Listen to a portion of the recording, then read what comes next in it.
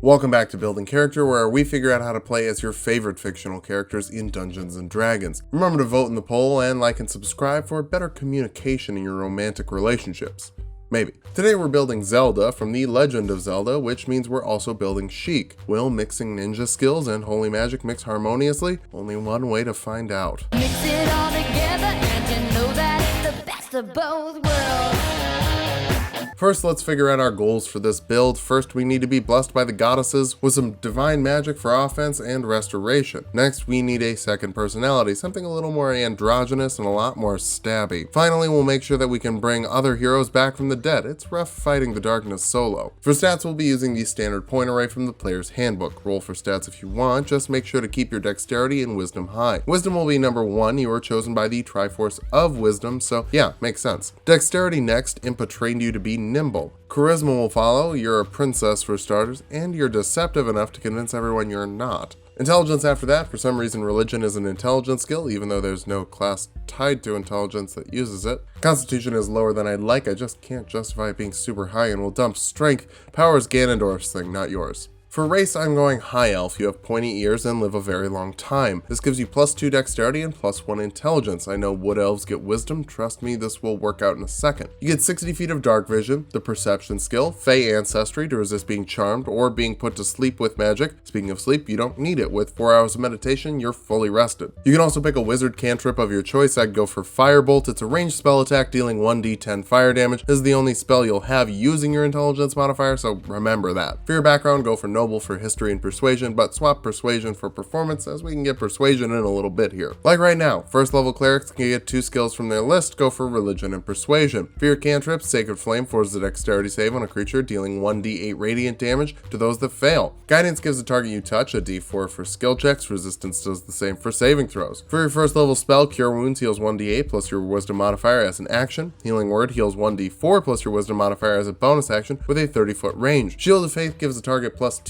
AC for a 10-minute duration, so share some of Nehru's love, but also remember Nehru's self-love is important. For your domain, light clerics are clerics worshipping a deity tied to light. I think Nehru fits that build. You also get the light cantrip, which creates a bright light for dummies who don't have dark vision. You also get burning hands, which forces a dexterity save on creatures in a 15-foot cone, dealing 3d6 fire damage to those that fail, half to those that succeed. Guessing you're also worshipping Din. There's no rule against tritheistic clerics that I'm aware of. Finally, you get warding flare, which lets you impose disadvantage by shining a bright light in the attacker's eye an amount of times per day equal to your wisdom modifier. That's helpful. Ganondorf hits like a truck. Second level clerics can channel divinity once per long rest. You get the requisite turn undead, which forces a wisdom save on undead creatures, forcing them to run away if they fail. As a light domain cleric, you could also use the Radiance of the Dawn, dispelling all magical darkness within 30 feet of you and forcing a constitution save on hostile creatures in the same area. If they fail, they take radiant damage equal to 2d10 plus your cleric level and half as much on a success. This is a huge area of effect and can deal some great damage. I'd stick with this one. Of course, you can also learn another spell. Guiding Bolt is a ranged spell attack, dealing 4d6 radiant damage to creatures that it hits and gives the next person to attack them advantage. Now, this would be really great if we had some rogue levels, but you know, whatever. Third level clerics can learn second level spells. Prayer of Healing restores 2d8 plus your spell modifier to up to 6 creatures. The kicker is that it takes 10 minutes to cast, so save this for after a fight. From the light domain, Flaming Sphere creates a floating sphere of fire with a 5-foot radius, dealing 2d6 fire damage to creatures it touches that fail a dexterity save. You can move at 30 feet as a bonus action on your turn. It's kind of like Din's Fire and Super Smash Bros. Scorching Ray lets you throw 3 rays of fire as a ranged spell attack, dealing 2d6 fire damage each, and you can hit one target or multiple. It's up to you. Fourth level clerics can take a feat. High elves specifically can grab the Fey teleportation feat, giving you +1 intelligence or charisma. I'd go for charisma so you can better dupe your boyfriend when you pretend to be your own bodyguard. Love is weird, whatever works. More importantly though, you can cast Misty Step once per day, letting you teleport as a bonus action for some Furore's Wind. Now let's bouncing fish over to Rogue. First level rogues can grab another skill from the Rogue list. Deception is Sheik's most frequently used skill. I'd go for that. You get expertise in 2 skills, doubling your proficiency bonus when you use them. I'd go for religion and deception. Impo would make these key parts of your training. You also get sneak attack, letting you deal an extra 1d6 damage when you hit a target with a finesse or a ranged weapon and have an ally within 5 feet or advantage on the attack. Guiding Bolt gives you advantage unless someone else takes that first. It's a weird perk of mixing Cleric and Rogue, two classes I'd say don't mix all that often. Second level rogues get Cunning Action, letting you dash, disengage, or hide as a bonus action. Sheik is very fast and very mobile, so slide in and out of combat when you need to. Third level rogues can choose a roguish archetype. The Assassin works well for people who disguise themselves and ambush their enemies, and the Sheikah fall into that category. You get proficiency with Poisoner's Kits and Disguise Kits. I guess that means wrapping yourself up like a mummy. More importantly, you get Assassinate, giving you advantage on attacks against creatures who haven't acted an initiative yet, and you automatically crit on a surprise attack. Your sneak attack damage also increases to 2d6. Fourth level rogues can grab another feat. Your ninja training has given you more skills. Take the Skilled feat. This lets you take proficiency in 3 more skills, grab Stealth, Performance, and Sleight of Hand. You're basically playing double the characters with this build, so shouldn't you have double the skills? Bouncing fish over to Monk now. First level monks get Unarmored Defense, making your AC 10, plus your Dexterity and Wisdom modifiers, making you harder to hit when you're in a formal dress or in a form-fitting assassin suit. You also get Martial Arts, letting you deal 1d4 with your unarmed attacks,